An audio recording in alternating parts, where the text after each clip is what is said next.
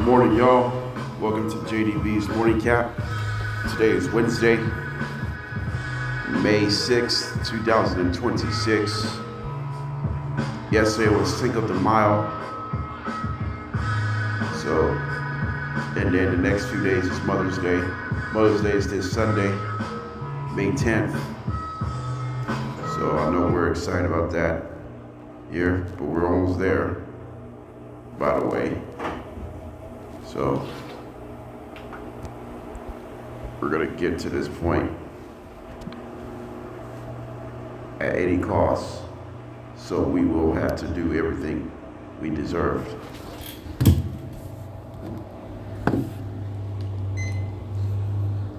All right, let's start. Let's start what happened last night's semifinals. Let's start with the Eastern Conference semifinals first. Last night, the Cleveland Cavaliers battled against Detroit Pistons. The Cavaliers have won their last 12 matchups against the Pistons in the playoffs. But the Pistons finally broke the streak with multiple. The Pistons break multiple losing streaks. The Pistons snapped a 12-game losing streak against the Cavs in the playoffs. Second, the Pistons snapped a 6-game Game 1 losing streak. First Game 1 win since May of 2008 for Detroit. And guess who led the way for Detroit in Game 1 of the semifinals? Cade Cunningham led the way with 23 points and 7 assists. But the guy who shot the ball better, Duncan Robinson and Tobias Harris, both shot well. But Cade Cunningham, under 20 attempts, 19 attempts, he made 6 field goals. So the good news is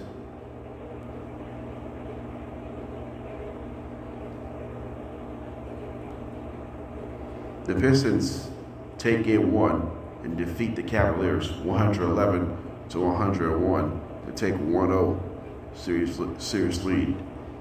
All right, here's the thing.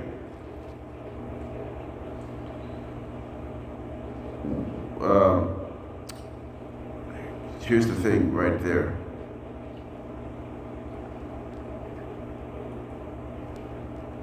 Detroit has won 4 consecutive playoff games in a row after they started the postseason 1-3.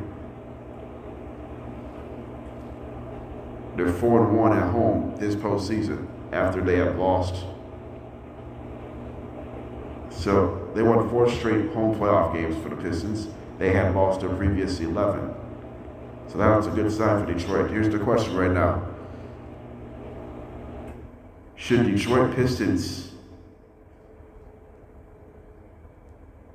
deserve to move on to the Eastern Conference Finals? I know there's only one game in this series. They got several games left to play in this series. Well, like it or not, I think Detroit does deserve to get into the Eastern Conference Finals. When they trailed 3-1 against the Magic in their last series, things may get spiraling out of control. Instead, Cade Cunningham, JDB Bickerstaff made solid adjustments to make sure they can keep their championship dreams alive. And they have. And now you're up 1-0. And now you need 3 wins to take the series. You don't have to sweep the Cavs. You can win in 5 games. You can win in 6. You can also win in 7. That's the play of the game. If you play 7 gamers, you don't have to play perfect in the playoffs. The Pistons have not played perfect in the playoffs, but that's okay. Last night they didn't play perfection. They played consistent brand of basketball.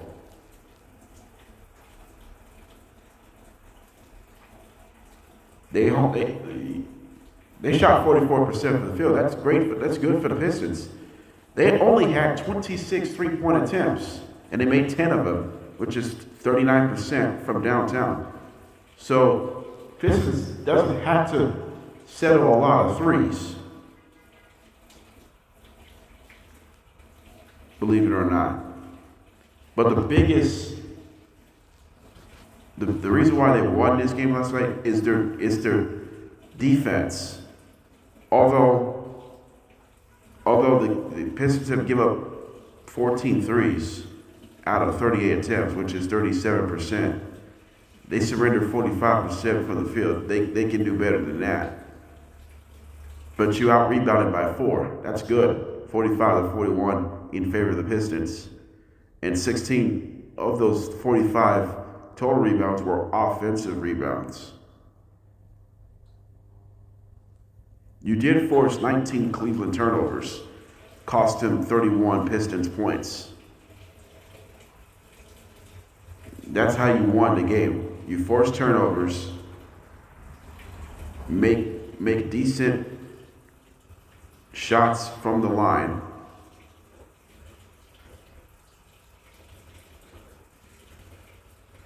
and it was a clutch game last night. And, oh, by the way, meanwhile, for the Cleveland Cavaliers, another clutch loss. The Cavaliers are now 0-3 in clutch games in the playoffs, if I'm correct. Correction, the Cavaliers are 1-3 in clutch games in the playoffs. The only win was Game 5 of the first round against the Raptors. All 3 losses in clutch games were on the road. They lost to the Raptors twice, including a game-winning multi-bounce shot by R.J. Barrett in Game 6. Cavaliers had a bunch of opportunities to win a road game. They just could not do it. After James Harden hit game-tying 3 made free throws to make it 93 points apiece. It was 93 to 90 Pistons before, and then James Harden made 3 free throws to tie this game. And then Cavaliers had several opportunities to win this game, but they shot themselves in the foot with turnovers, missing layups, not generating defensive stops, not getting rebounds, nothing. The Pistons closed out on an 18-8 run in a final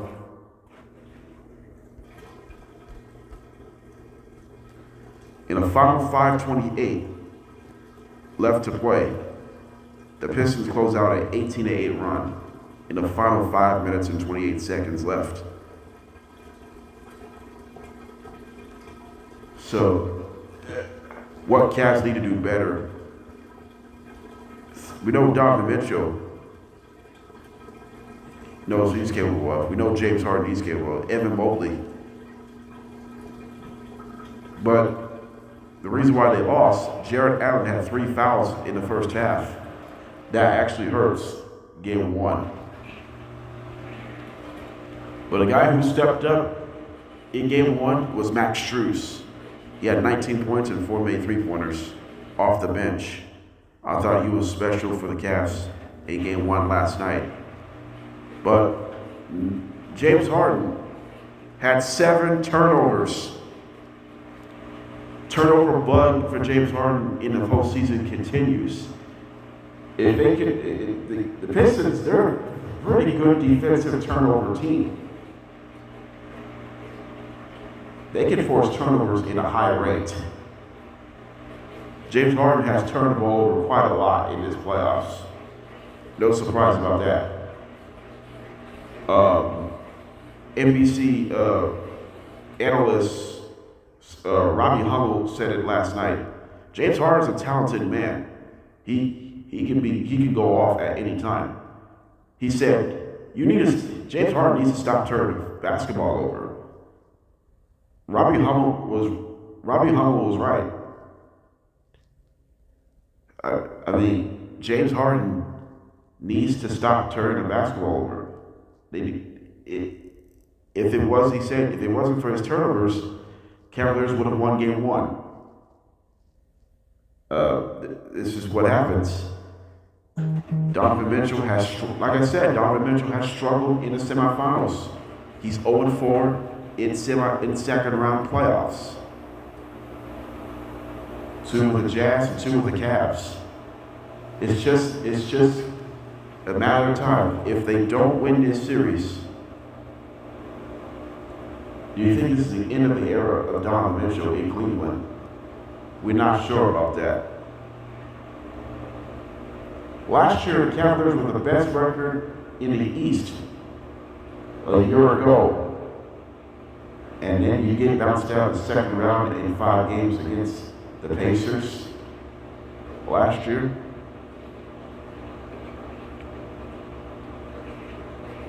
It's just like that. You gotta have tough times right now.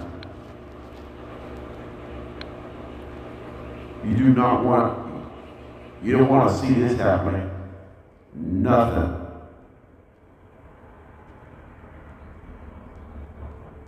You felt like you would have thought that you brought this on yourself, and that would have been a game changer.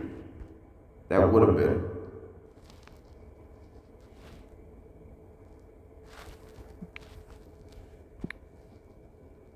And that's that.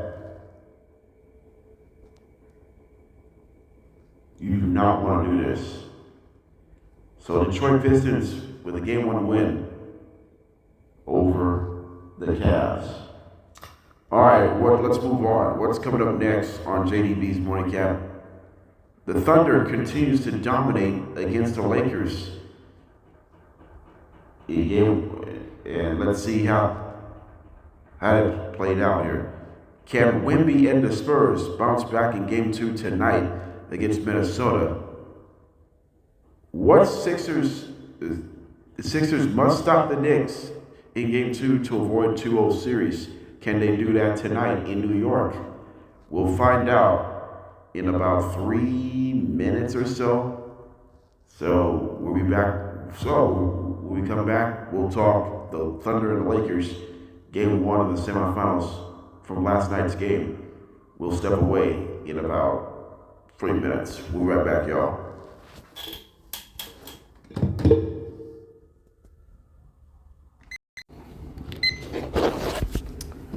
Welcome back to JDB's Morning Cap. Last night, it was the Lakers and the Thunder, game 1 of the Western Conference semifinals. The game was close for a majority of the first half, but the Thunder ran away down the stretch of this game. Chet Holmgren led the way with 24 points. SGA, despite quiet performance from SGA, only 18 points and 8 made field goals in 15 attempts. But the Thunder defense continues to shine, and the Thunder dominance against the Lakers in the regular season and 1 game in the postseason continues as the Thunder defeats the Lakers 108-90, and the Thunder takes 1-0. The Thunder is now 5-0 so far in this playoffs. Thunder is 5-0 in the playoffs for the second time in 3 postseasons. So let's see how the Thunder can make it happen.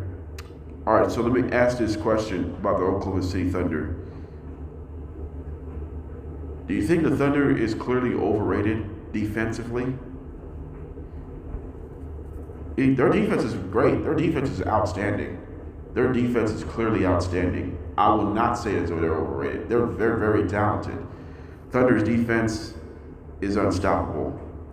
They've been unstoppable last year. They've been even unstoppable this year. We talk about the Thunder defense. They have so many great moments about these guys. But we talk about the Oklahoma City Thunder. Chet Holmgren had a big night last night. 24 points, 12 rebounds, 3 blocks. couple of three-pointers made, 9 for 17 for the field. I mean, you got to give Chet Holmgren a lot of credit. If it wasn't for him, they would have not won this game without him. The other guy who had a solid game last night, Jared McCain, 4 for 7 from the field, 4 for 5 from downtown. He came through in a big spot. So, what happened to SGA last night? SGA was quiet last night. He scored under 20 points for the first time since Game 3 of the Western Conference Finals. He scored 18 points. He had 6-6, 2 blocks. That's good news. But he committed 7 turnovers. So SGA just didn't have his best efficient performance last night against the Lakers, but he done some better things to win the game. So he'll try to clean up his turnovers in Game 2 tomorrow night, right here in Oklahoma City. And this is what happened now. Meanwhile, for the Los Angeles Lakers, LeBron led the way with 27 points, 6 assists, but it wasn't enough for the victory. The biggest one, Jared Vanderbilt, left the game, I believe, in the second quarter with a gruesome finger. He never returned. So he said Vanderbilt dislocates his right pinky, which means there's a chance he could be sidelined for a while. So the Lakers are in thin right now. They still don't have Doncic for this series. If Lakers do drop the semifinals, then missing Luka Doncic in the postseason is this going to hurt or help? This is going to hurt because luckily you got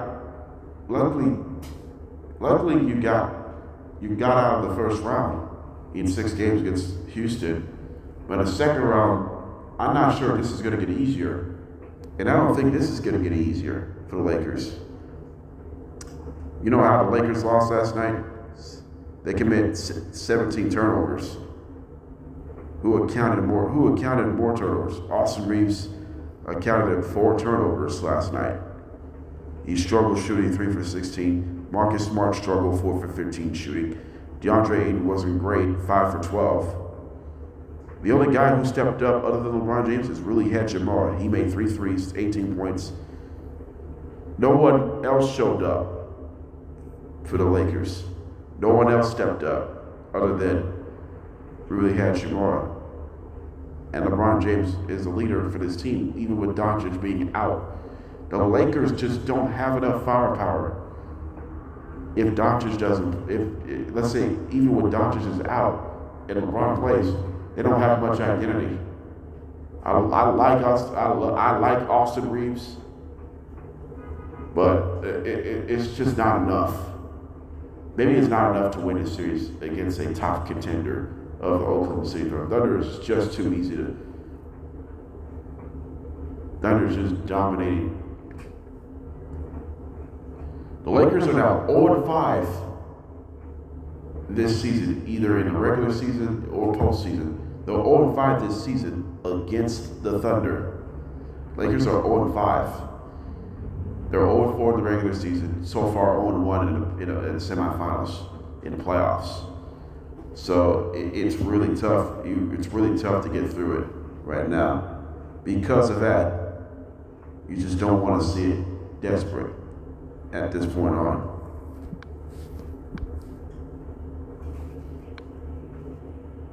So you can take that. All right, so let's move on let's preview Game 2. Let's start off with the Spurs and the Wolves. Wolves come off an upset Game 1 win this past Monday against the Spurs. Tonight, Game 2 in San Antonio. Minnesota has the advantage, 1-0. Here's my question. Can Victor Wembanyama and the Spurs bounce back in Game 2? And how confident how confident the Spurs can take control of Game 2? First of all, my first question, I think Victor Wembanyama will bounce back. He only scored 11 points, but he did have a triple-double the other night. He had like 15 rebounds and 12 blocks and 11 points. Like I said, he struggled shot the basketball, 5 for 17 from the field.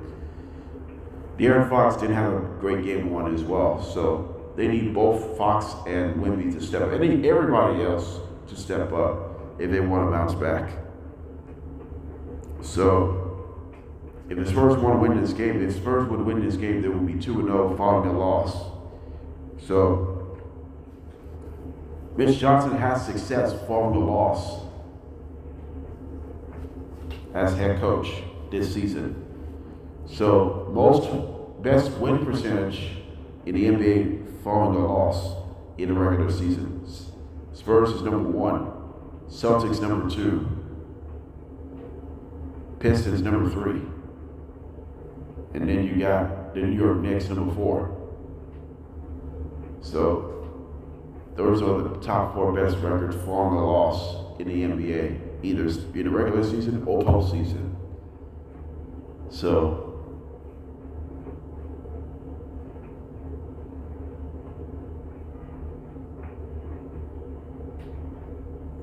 that's that. I am confident that the Spurs will take control of this game, and hopefully they can take Game 2 to even up this series.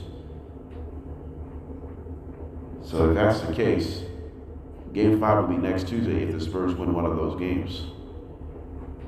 Because Game 3 will be in Minnesota, I believe, this Friday.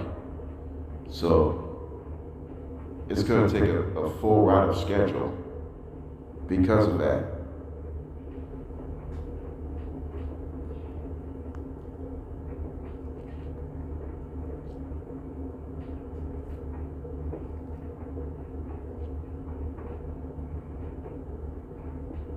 So that will be the case right now. We are from Minnesota. How Minnesota can go 2-0 with a win here tonight. The question is, should Anthony Edwards start tonight? Or should they keep him off the bench for one more game? Well, I will keep Edwards off the bench for one more game to make sure he's fully healthy. Like I said, this is going to be critical for Minnesota to get to this point on. And they can do it. They can do it in their own hands. But that's going to be the key. Can they get through this?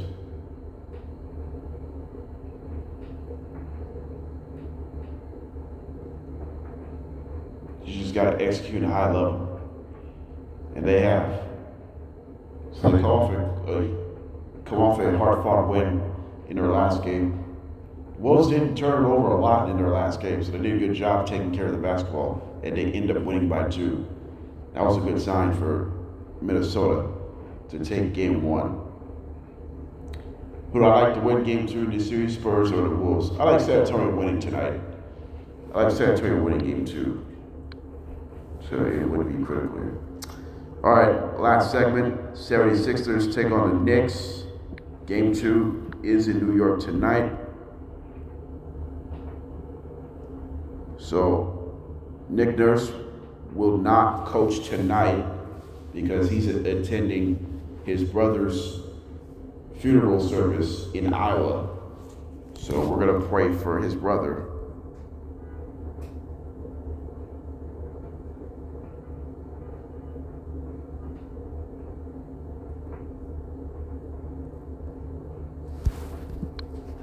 So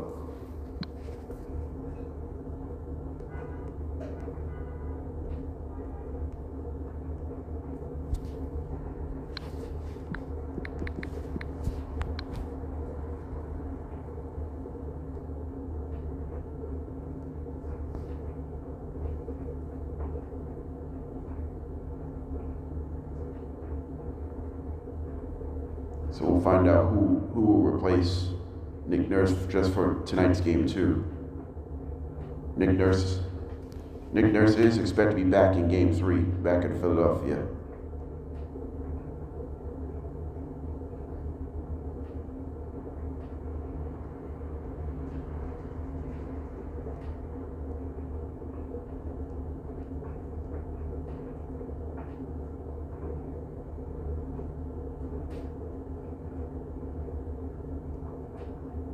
So we'll have to see how that goes.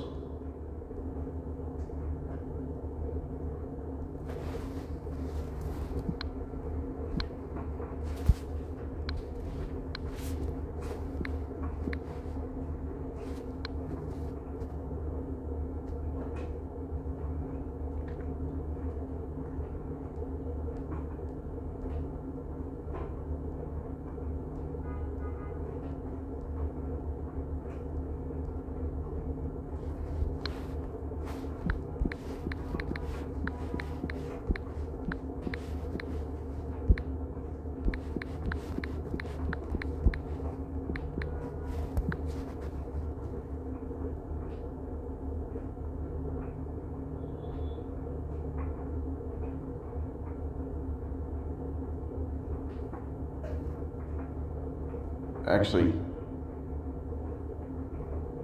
Nick Nurse actually returns back as head coach. He stepped away from the team yesterday. So Nick Nurse will be back at the helm tonight. There's no replacement. I made a mistake. So they'll try to win for his brother's death. So I lied. 76ers and the Knicks, game 2 of the East semis. Knicks come off a dominant win. What Sixers need to stop the Knicks to avoid being down 2-0? Well, they need the 76ers to step up. They need Tyrese Maxey, Paul George, Joel Embiid. They all have to step up in game 2 to even up this series. They need to keep the Knicks close. They need to keep the Knicks close. Because this, right now, most of the Knicks games, they have not been close. So, at least make this a clutch game. If they can do that, that doesn't mean the Sixers have a pretty good chance to win. They just need to do all they can to come through in a key spot. You have to come through in a key spot. That's going to be critical by going forward. It's going to be critical by going forward. They gotta do something really fast.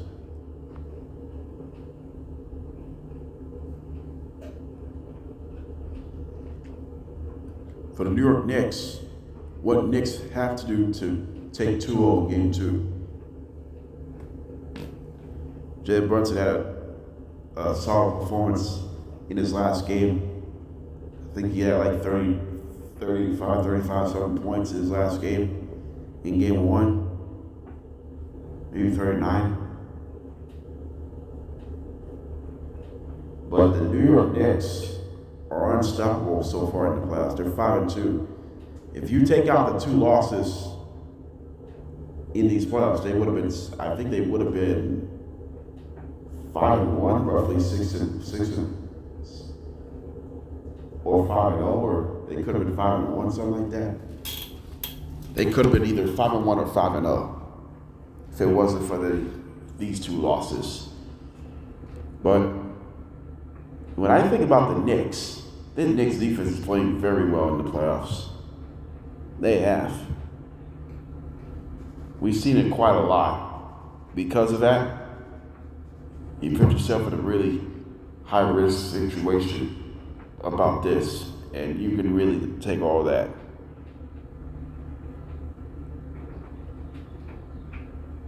So, who I like to win game 2 tonight, Knicks or the 76ers? I like the Knicks winning game 2 to go up 2-0. I think the Knicks have a chance to go 2-0 in this series, in this one here. All right. let's close it out tomorrow. Tomorrow we will we'll recap from tonight's game between the 76ers and Knicks, Timberwolves and Spurs. Who goes 2-0, who evens up this series. Then I'll preview game 2 tomorrow between the Cavs and the Pistons and the Lakers and the Thunder. And then I'll talk NFL. I'll talk Aaron Rodgers as well. So I haven't talked NFL since last week. So I'll get to that. And then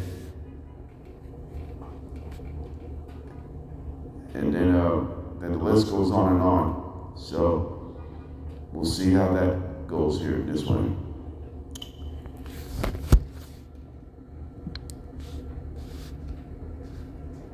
And that's it. This is JDB's Morning Cap. We'll be back at it tomorrow. Enjoy your day, guys.